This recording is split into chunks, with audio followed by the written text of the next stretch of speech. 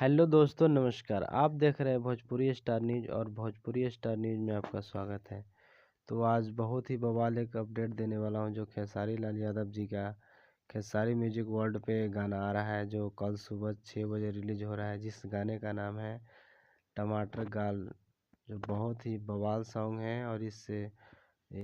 और इस गाने में शिल्पी राज भी गाई है और बहुत अच्छा ही सॉन्ग है। और इस गाने का राइटर है विजय चौहान और संगीत में म्यूजिक डायरेक्टर है आर्या शर्मा जी। और वीडियो जो बनाए हैं पवन पाल जी, जो बहुत अच्छा ही वीडियो डायरेक्टर है। तो कल सुबह 6 बजे देखना ना भूले Khesari music world present channel पे। जिस गाने का नाम है टमाटर गाल, जो बहुत बवाल ही सॉन्ग है। इसमें जो एक्टर नहीं है, हीरोइन सपना चौहान जी है और बहुत ही मस्त वीडियो है। तो